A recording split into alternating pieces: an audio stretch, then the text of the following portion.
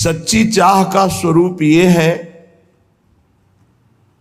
कि चाही हुई वस्तु के सिवा और किसी में राजी ना हो, उसे कहते हैं चाह। जैसे हमारे हृदय में यदि चाह प्रकट हो गई है प्रिया प्रीतम के मिलन की, भगवत प्राप्ति की, अब हमें किसी भोग में, किसी पद में, किसी मान प्रतिष्ठा में राजी नहीं होना। यदि राजी हो गए तो चाह अधूरी, चाह तुम्हारी कच्ची। देखो इसमें जरा अपने को इस कसौटी में कसो। चाह भगवत मिलन की तभी मानी जाएगी जब केवल भगवत मिलन में ही आप राजी रहें। अन्य कोई मान प्रतिष्ठा, रुपया पैसा, लाभ सुख, इन पे आपकी हृदय की वृत्ति राजी न हो, उसे कहते हैं भगवत मिलन की चाह।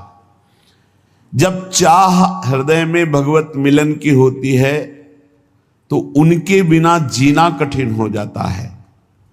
सच्ची चाह का स्वरूप होता है अनिवार्य, अत्यंत आवश्यक, उसकी पूर्ति होनी ही चाहिए, नहीं मैं जी नहीं सकता।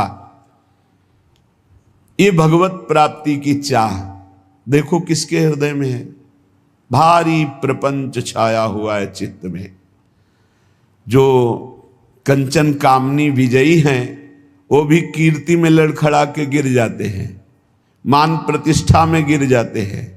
हमारा नाम रोशन हो जाए, हमारा नाम का कीर्ति हो जाए, प्रकाश हो जाए, बहुत बड़ी हानि। इस स्वाप्निक जगत में अपनी यश कीर्ति चाहना मानो भगवान की चाह को मिटाने का पूरा रास्ता जो तय करके आए, उससे आपके जीवन में चाह प्रकट हुई, आपने नष्ट कर दिया। मान कीर्ति प्रतिष्ठा कोई भी चाह ना रह जाए। अनिवार्य अब जीवन का एक ही विषय है कि भर नेत्र प्रभु को देख लूं।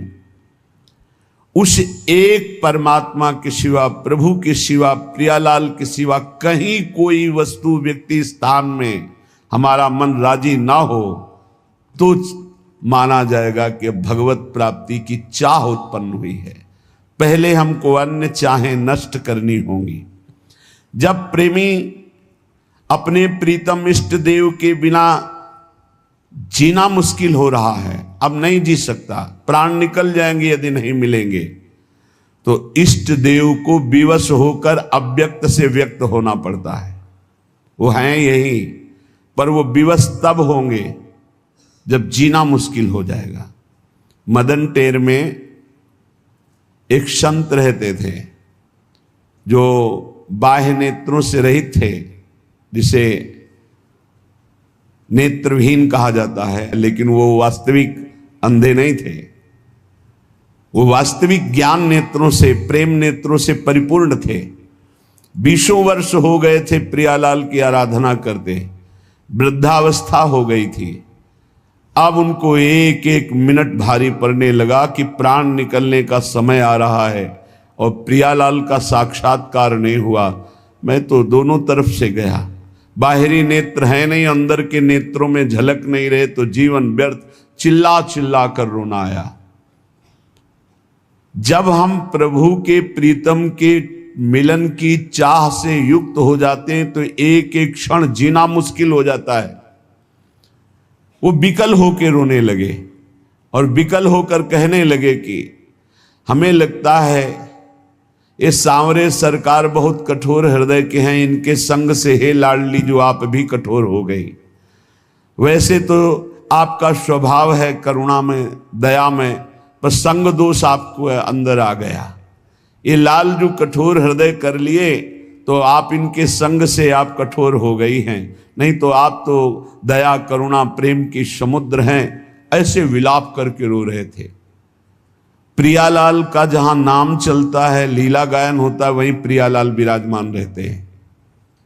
नाम बाणी जहां श्याम श्यामा तहां, नाम बाणी सुनत श्याम श्यामा सुबस, नाम बाणी निकट श्याम श्यामा प्रगट। विश्वास करो, जब आप नाम जप कर रहे हो तो प्रभु आपके पास हैं। जब आप लीला गायन कर रहे हो, वाणी जी का गायन कर रहे हो, तो प्रभु सुन रहे हैं। अब उनको तो पता नहीं था, श्री जी सुन रही थी वहीं पास में, भूल गए, अपने आप को भूल गए। ऐसी करुणामयी हैं परम कोमल चित, जैसी हरिवंश परम कोमल चित चपल चली शीघ्रता पूर्वक बाबा के पास और बाबा को पकड़ के कहा, मैं कठोर नाय। लालजू ने कहा, अरे छुप छुप के आनंद ले रहे थे ये भोरी प्रियाजू ने तो भेद ही खोल दिया, तत्काल पकड़ लिया। कौन हो तुम? अपार आनंद हो रहा है। श्री जी ने कहा, ये तुमने कैसे कह दिया बाबा कि लालजू के संग से मैं कठोर हो गई हूं? मैं कठोर ना है तो मैं कैसे जानूं कि आप हमारी स्वामिनी हो? मैं तो आंखों से अंधा हूं, आपको देख नहीं सकता। श्री जी ने कहा, देखो ना। स्पर्श किया, दिव्य नेत्र प्रकाशित हो गए। देखा सामने मंद मंद मुस्कुराते हुए लालजू की, बहुत चतुर हो बाबा। लाडली जू इतनी भोरी है कि समझ नहीं पाई तुम्हारी चतुरता और वो अपने को रोक नहीं पाई और तुम्हें स्पर्श किया। जब लाडली जू को देखा, चरणों में साष्टांग लौट गए। प्यारी जू, अब मेरे नेत्र अंधे कर दो, बस मुझे और कुछ नहीं देखना। आपको देखा, बस इसी को बसाकर मैं अब कुछ नहीं देखना चाहता। यहां हम इस प्रसंग से ये देखते हैं कि जब हमारे हृदय में मिलन की भारी व्याकुलता होती, उससे पहले हमारे प्रभु हमारे पास विराजमान होते हैं। बस मिलन की व्याकुलता होना ही उनके साक्षात्कार का उपाय है। और ये होता है खूब लीला गुण गायन, नाम जप, अन्य चाहों को मिटा दिया। सच्ची चाह में कोई कामना अन्य नहीं रह जाती। यदि हमें प्रभु से कुछ चाहिए तो अभी प्रभु के दर्शन की चाह नहीं है। प्रभु से कुछ चाहिए, अनुकूलता चाहिए, समस्या हट जाए, विपत्ति हट जाए, शरीर स्वस्थ हो जाए, कुछ भी चाहिए तो अभी प्रभु के दर्शन की लालसा प्रबल नहीं हुई है। जब कुछ लेने की लालसा ना हो और वो दे तो भी लेने की लालसा ना हो, हाँ, कैसे जैसे छोटा बालक रोने लगा, अब मां ने खिलौने भेजे, वो खिलौने में भी नहीं राजी हुआ, फिर भी रो रहा है। मां ने किसी और को भेजा, फिर भी राजी नहीं हुआ, तब मां अपनी गोद में ले लेती। ऐसे लोक लोकांतर की भोग सामग्री हमारे प्रभु हमको दे तो भी उसमें हमें राजी नहीं होना। हमें भोरी सखी की तरह मान कर जाना है।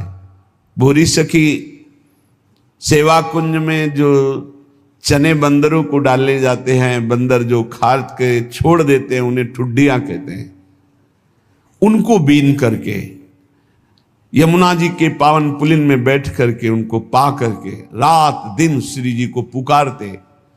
श्री जी को नहीं रहा गया, राधा वल्लभ जी के पूज्य गोस्वामी जी को स्वप्न में आदेश किया, मेरी प्रिय भोरी सखी यमुना किनारे विलाप करती रहती है, रोज मेरी थाल से उनको प्रसाद भेजिए।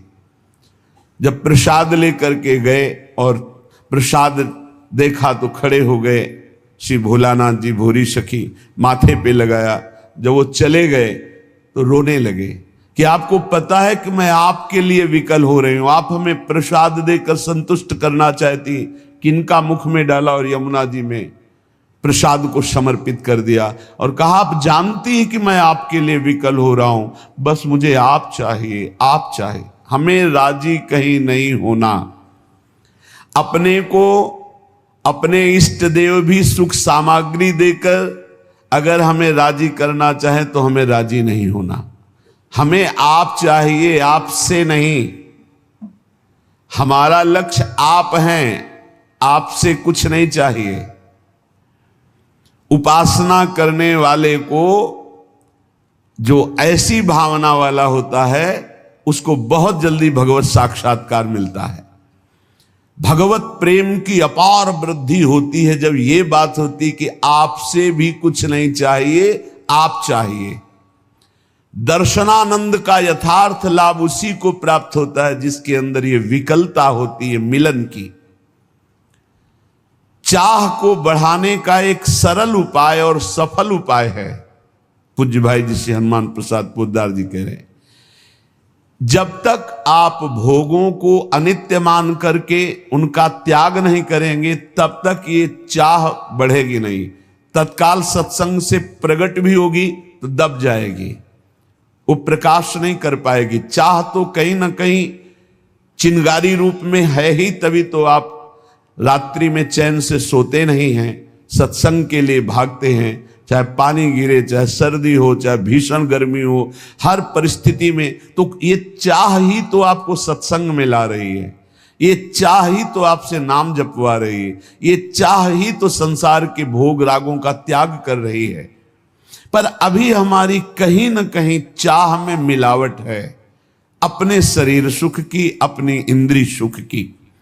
जब हम संसार के समस्त भोगों को दुखदायक समझकर, नाशवान समझकर सारी इच्छाएं छोड़ देते हैं और कोई परलोक की कामना नहीं रखते, स्वर्ग जाएंगे, अप्सराएं मिलेंगी, अमुक अमुक अमुक ऐसा, इन भोगों का भी त्याग और निरंतर नाम जप और भगवत लीला गायन, ये दो बातें जीवन में बहुत जोर की बैठ जाएं। सेवक शरण सदा रहा है, अनत नहीं विश्राम, बहुत जोर की बात है। कै बाणी हरिवंश की और कै हरिवंश नाम, समिट जाओ, दो जगह समिट जाओ। या तो बाणी चल रही, पद गुनगुना रहे हैं, और या नाम जप चल रहा है। और संसार के समस्त भोगों को अनित्य जानकर उनकी तरफ से उदास हो जाओ। नहीं भोगना, नहीं सुख है, चाहे जितना आप संसार के भोगों को एकत्रित कर लो, भोग लो, परिणाम में दुख, अशांति, चिंता, शोक, भय यही बना रहेगा।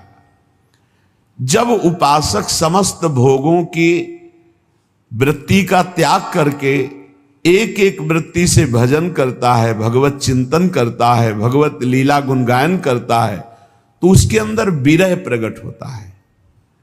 ये आग होती, आग, विरहाग्नि। ये भगवत विरह एक ऐसी दुर्लभ स्थिति है जो किसी किसी महान सौभाग्यशाली को प्राप्त होती है। ये सबको प्राप्त नहीं होती, सबको हो सकती है, पर इस कोटि का त्याग कोई नहीं कर पाता।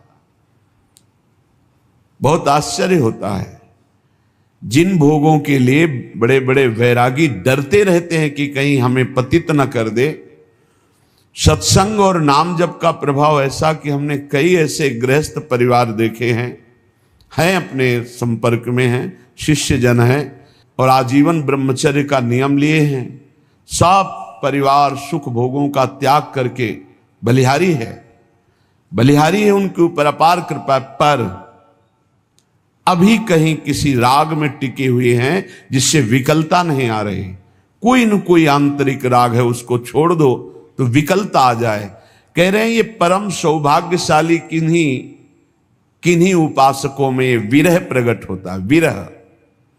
विरह स्थिति, बिना विरह के संयोग सुख का अनुभव नहीं होता। जो लोग ये समझते हैं कि इस प्रेम मार्ग में विरह नहीं, तो आप भोरी सखी के पद पढ़ के देखो कैसा विरह है। विधि निषेध की परवाह नहीं शास्त्र की। प्रेमी का बस एक ही स्वभाव बन जाता है, उनकी याद करके रोना। वृंदावन धाम है, यहां की यही रीति है। समस्त गोपीजन एक साथ बैठ जाती, भगवत चर्चा करती है और चीख चीख चिल्ला चिल्ला के रोती। कभी संयोग का अनुभव होता है श्री कृष्ण के, कभी वियोग का अनुभव होता है। पल पल में नवीन नवीन प्रेम का आनंद उत्पन्न। यही दशा देख करके तो उद्धव जैसे ज्ञानी वो धूल धूसरित हो गया ज्ञान कि अभी हमको वो श्री कृष्ण का प्रेम प्राप्त नहीं हुआ जो इन महाभाग्यशाली गोपियों को प्राप्त है। ये विरह वेदना जब हृदय में प्रकट होती है, ये सारे कर्म संस्कारों को जलाकर राख कर देती है। जो भोग वासना के बीज जन्म जन्मांतर से पड़े हुए हैं, सब भस्म हो जाते हैं इस विरहाग्नि में। प्रीतम की स्मृति में अपार सुख और दुख दोनों का अनुभव होता है।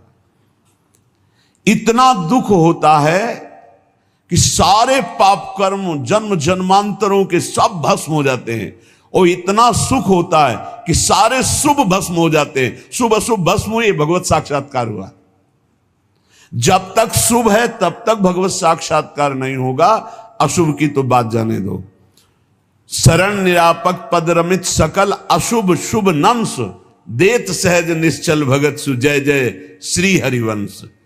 आचार्य हरिवंश चंद्रजू अपने शरणागतों के शुभ अशुभ दोनों का नाश करके अद्भुत नित्य विहार रस प्रदान करते हैं। बहुत ये सूक्ष्म विषय है। इतना भगवत मिलन के लिए रोना और विरह दुख आया, सारे अशुभ नष्ट हो गए। फिर एकदम उनकी भावना में ऐसा डूबा पार सुख मिला कि सारे शुभ नष्ट हो गए।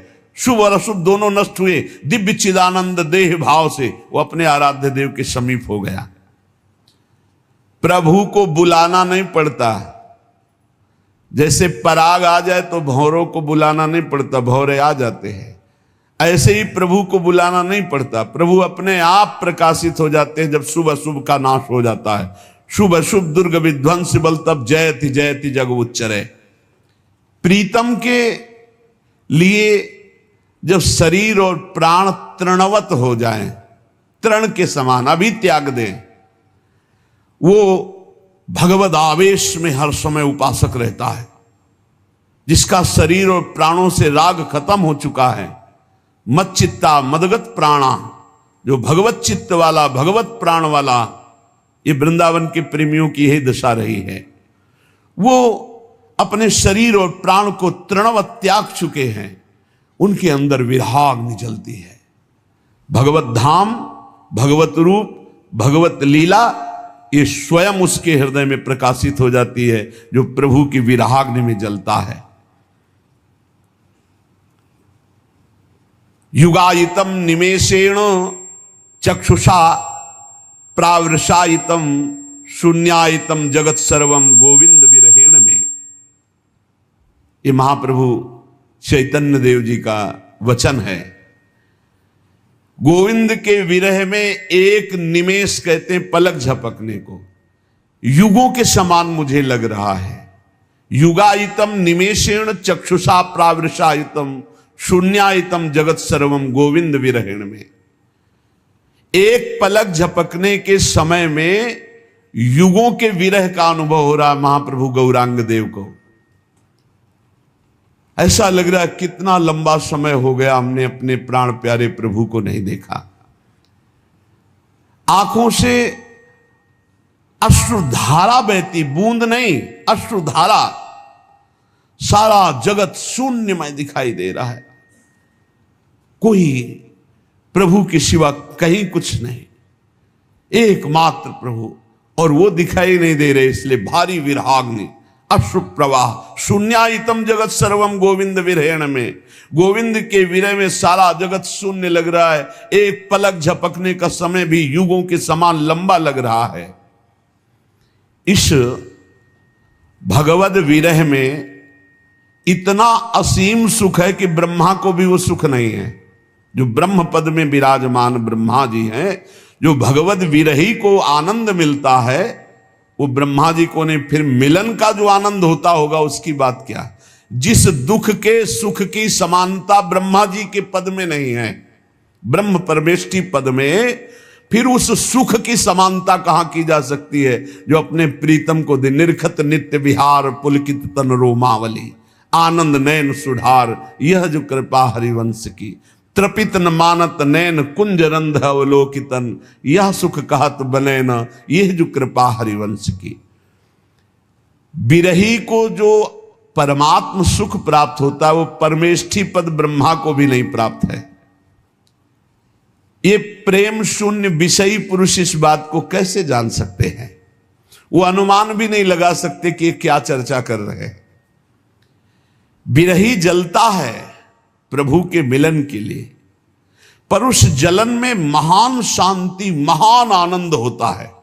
जलन में आनंद, महान शांति महान आनंद, एक आनंद की जलन होती है। जैसे ठंडा तो एक सीमा तक ठीक है, लेकिन बर्फ में लिटा दिया जाए तो लगता है ना दुखद। तो आनंद सहने की हमारे हृदय में एक क्षमता है। वो आनंद का सिंध उमड़ पड़े तो मीरा जी बोल पड़ी, जो मैं ऐसा जानती प्रीत किए दुख होए। आनंद की अधिकता में बोल रही हैं। तो नगर ढिंढोरा पीटती है जी प्रीत न करियो कोई। आप चलिए फिर इस मार्ग में आगे खुद अनुभव होगा। इस जलन को वो मिटाना नहीं चाहता, वो बढ़ाना चाहता है प्रेमी। मिलन की भारी उत्कंठा और विरह अश्रुओं से कपोल भींगे हुए मिलन की भारी उत्कंठा बलिहारी है ऐसे उस उपासक को जिसकी ये स्थिति है। हा प्राणनाथ, हा प्रीतम, हा युगल सरकार, इस तरह वो एकांत में कराह करके रो रहा है। ओहो कितना स्वादिष्ट है ये कराह शब्द। आर्त भाव से, वो तो जो जीवन में कभी ऐसा कुछ मिनट के लिए अवसर आया वही एक कराह शब्द को जानते हैं। पीड़ा में तो सब कराह रहे हैं, अपने मन के प्रतिकूल परिस्थिति में सब रो रहे हैं, लेकिन प्रभु के लिए कराह, हा किशोरी जो, हा लाडली जो, अब जिया नहीं जा रहा। ये बलिहारी है। ऐसे उपासक से वायु स्पर्श करके अन्य शरीरों को छू जाए तो निष्पाप कर दे, ऐसे महान पवित्र होते हैं। रोते रोते कराहते कराहते वो ये दृढ़ निश्चय कर लेता है कि अब चाहे जन्म जन्मांतर लग जाएं पर आपसे मिले बिना कहीं राजी नहीं हो सकता। ये दृढ़ निश्चय, मैं तुम्हारे विरह में हर जन्म लूंगा, हर जन्म में भर भर कर रो रो करके मैं आपको पुकारूंगा, हृदय भर करके रो करके पुकारूंगा। तुम्हारे वियोग की आग में जलता रहूंगा, पर किसी भी विषय या किसी भी व्यक्ति से मैं कभी संतुष्ट नहीं होऊंगा। बना रहे हमेशा यह विरह दुख दीवाना, मैं जानता हूं इसमें कितना आनंद मुझे है। ये विरह कभी मिटे ना, मैं आपके लिए सदैव तड़पता रहूं, इस तड़पन में कितना आनंद है मेरा हृदय जानता है। भगवत प्रेम का पागल वो विरही अपने प्रीतम के सिवा किसी से कोई परिचय नहीं रखना चाहता, जानता ही नहीं, और परिचय को कोई आ जाए तो पहचानता नहीं। वो अपने को सदा सदा के लिए आराध्य देव को बेच देता है। अब मेरे तो गिरधर गोपाल दूसरो न कोई, दूसरो न कोई। जब ब्याह हो करके मीरा जी का प्रथम रात्रि मिलन का समय लोकवत, उन्होंने राणा जी से यही कहा कि आप स्पष्ट मेरी बात समझ लीजिए, मेरा ब्याह हो चुका है, बचपन में ही मेरा ब्याह गिरधर के साथ हो गया है और ये शरीर गिरधर की अमानत है, आप इसे कभी स्पर्श मत करना। बहुत विवेकी थे, बहुत सौभाग्यशाली थे जिनको मीरा जी के बाह्य प्रगट पति बनने का सौभाग्य मिला। हाथ जोड़कर चरणों में प्रणाम करके खड़े हो गए और कहा, आज मैं ये वचन देता हूं कि एकांत में तुम हमारी गुरु होगी और हम तुम्हारे शिष्य, हमारा गुरु शिष्य का बर्ताव होगा और व्यवहार में आप पत्नी का व्यवहार करेंगी जिससे आपको अनुकूलता परिवार से मिलती रहे। उनका ऐसा ही होगा। एकांत में वो सदैव गुरु की भांति मीरा जी की आराधना करते थे। प्रेमी किसी को अपना मानता नहीं और जो अपने होते उनको पहचानता नहीं। केवल मेरे तो गिरधर गोपाल दूसरो न कोई, जाके सिर मोर मुकुट मेरो पति सोई, मेरे तो गिरधर गोपाल दूसरो न कोई। उनके चरणों में बिक जाता है। देखो कहां बिके हैं अपने लोग, रुपया में राजी, परिवार में राजी, भोगों में राजी, नाना प्रकार के शरीर आराम सुख व्यवस्था में राजी। वियोग की ज्वाला में जलता हुआ उपासक इस निष्ठा को प्राप्त हो जाता है। आश्लिष्य वा पादरताम पिनष्टुमा मदर्शनान मर्महताम करोतु वा।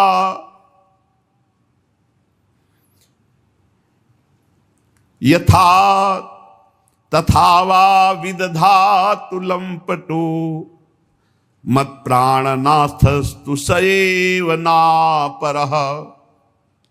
वो चाहे मुझे अपने निज जान करके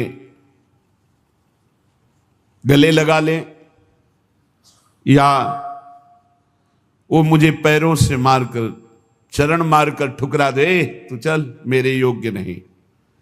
आश्लिष्य वा पादरताम पिनष्टुमा, ये मेरी विरहाग्नि में जलने वाली निज जन है ऐसा जानकर गले लगा लें, या चरण मार के ठुकरा दे, तू मेरे योग्य नहीं। पादरताम पिनष्टुमा मदर्शनान मर्महताम करोतु वा, कभी मुझे दर्शन न दें। उनकी विरहाग्नि से मेरे मर्म स्थान जलते रहें, परंतु यथा तथा वा विदधातु लंपटो मत प्राणनाथस्तु सएव नापरा। पर मेरे प्राणनाथ आप ही रहोगे, दूसरा नहीं। चाहे मुझे लात मार के ठुकरा दो, या अपना जानकर गले लगा लो, या कभी दर्शन न दो, मेरे मर्म स्थानों को विरहाग्नि जलाती रहे, पर मैं आपको ही अपना प्राणनाथ मानूंगा। माना है, मानते रहेंगे। आप जैसा चाहो वैसा व्यवहार करो, ऐसी निष्ठा आ जाती है उपासक के हृदय में। आपको यदि कभी भी ऐसा स्वाद मिला है तो आपका हृदय बहुत पवित्र हो रहा है। क्या स्वाद? एकांत में बैठकर प्रभु की याद में रोना आया है। एकांत में, सभा में तो कभी कभी सात्विक भाव सभा में प्रकट होते हैं तो दो चार बूंद अश्रु निकल जाते हैं, लेकिन इनका कोई खास महत्व नहीं। महत्व है एकांत में आपको कोई देख नहीं रहा और फिर आप अपने प्रभु की याद में रो रहे हैं, वास्तविक हृदय से रो रहे, कोई देख नहीं रहा, पर्दा लगा हुआ, शांत आप एकांत में, वो बहुत महिमाशाली बात है। रोने में प्रभु की प्राप्ति का एक ही उपाय है, सच्ची मानिएगा। सब साधनों का फल है एकांत में बैठकर रोना आ जाना। ऐसे कोई उपाय नहीं दिखाई दे रहा, कैसे आपसे मिल पाऊं, और आपके मिले बिना आप चैन नहीं है। दर्श बिन दुख न लागे नैन, अब नहीं। वो जो रोने में आनंद है, वो आनंद और किसी स्थिति में नहीं। प्रभु के लिए रोना, रोते रहिए, प्रेम आंसुओं से सींच सींच कर नाम पुकारते रहिए। राधा, हा किशोरी जू, हा लाडले प्राण वल्लभ लालजू, हा प्रिया प्रीतम, ऐसे पुकारते रहिए। देखिएगा ये विरह बेल सारे तन में फैल जाएगी, और इसकी जड़ इतनी मजबूत होती है कि कोई उखाड़ नहीं सकता। काम क्रोध लोभ मोह मद मत्सर, ये प्रेम की बेल को उखाड़ नहीं सकते, इसकी जड़ बड़ी मजबूत होती है। मेरे नैना बिरह की बेली बई, सींचत नीर नैन को सजनी, ये मूल पाताल गई। मेरे नैना बिरह की बेली बई, ये इतनी जड़ पाताल में चढ़ी गई कि कोई उखाड़ नहीं सकता इस प्रेम बेली को। और ये बेली बहुत जला रही है, प्रीतम के मिलन के लिए बहुत ही विरह बढ़ रहा है। ये विगसत लता सुभाए आपने, छाया सघन भई, अब कैसे निर्वारों सजनी, ये सब तन पसरी गई। मेरे नैना बिरह की बेली बई, ऐसी विरहाग्नि कि नेत्र रूप देखते हैं तो तन में विरहाग्नि, और तन तन से लगा है तो नेत्रों में विरहाग्नि। कभी चैन ही नहीं, प्रेमी को कभी पूर्णता ही नहीं अनुभव होती। ये सच है कि ऐसा विरह सच्चे उपासकों में जागृत होता है, जो रात दिन ईमानदारी से सच्चाई से भजन, ये व्यवहार, ये प्रपंच, एक दूसरे का तर्क, ये सब बहुत कूड़ा करकट है। प्रेमी को कब फुर्सत है दूसरे की देखने की, दूसरे की बात करने की, दूसरे विषय की उसकी गुंजाइश ही नहीं है। वो नित्य मिलन में नित्य विरह देखता है और नित्य विरह में नित्य मिलन देखता है। विरही बात करके बात कर, कब मिलोगे, और सामने उसको दिखाई दे रहे। ये बड़ा प्रेम का विलक्षण स्वरूप है। ये अनुभव में ही आता है। अनिर्वचनीयम प्रेम स्वरूपम, ये वर्णन करने में नहीं आता कि सूक्ष्म तरम, बड़ा सूक्ष्म है। मिलन में अमिलन और अमिलन में मिलन, ये स्थिति प्रेमी की रहती है। सर्वत्र अंदर बाहर प्रीतम ही प्रीतम है, अति सुख कर मिलन मधुर, जिसमें होता प्रिय का संयोग, मृदुल मधुर मुस्कान मनोहर, अनुपम दिव्य सुधा रस भोग। देखता है मेरा प्रीतम मंद मंद मुस्कुरा रहा है, और उन्हीं की तरफ देख कर कहता है कब मिलोगे, कब हृदय से लगोगे। मिलन में विरह और विरह में मिलन, बड़ी अटपटी प्रेम की बात है। अंतर्दृष्टि न रहती, होती वृत्ति सर्वथा वाह्यकार, किंतु परम उत्कृष्ट नित्य सुख देता प्रिय का विषम वियोग, दिग दिगांत मिलता उनका निस्दिन मद दर्शन संयोग।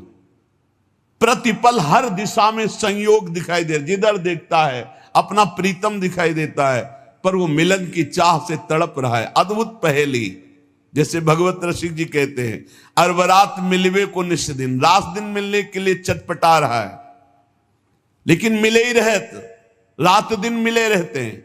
फिर कह रहे हैं मानो कबहू मिले ना। तब कहा भगवत रसिक रसिक की बातें, रसिक बिना को समझ सके ना। तो ये प्रेम, ये विरह तल्लीनता से प्रकट होता है। रात दिन जब हम उनका चिंतन करते हैं, भजन करते हैं, तब हुक पैदा हो जाती, कब मिलेंगे, कब मिलेंगे। जो आधे पल के लिए भी किसी भी प्रलोभन में प्रभु का सुमिरन नहीं छोड़ता, किसी भी संकट में, किसी भी परिस्थिति में, किसी भी सुख संयोग में आधे पल के लिए प्रभु का सुमिरन नहीं छोड़ता, उसे तल्लीनता कहते हैं। तल्लीन, प्रभु में लीन, बहुत सूक्ष्म विषय है, इसलिए समझकर। भारी से भारी सुख संयोग के समय में भी आधे पल के लिए प्रभु को नहीं भूला, भारी से भारी दुख विपत्ति में भी आधे पल के लिए प्रभु को नहीं भूला, भारी से भारी प्रलोभन में प्रभु को नहीं भूला, भारी से भारी भय की स्थिति में भी प्रभु को नहीं भूला आधे पल के लिए, उसे कहते हैं तल्लीन। ये प्रेम विरह तल्लीन हृदय में प्रकट होता है, हर समय जो चिंतन में डूबा हुआ है।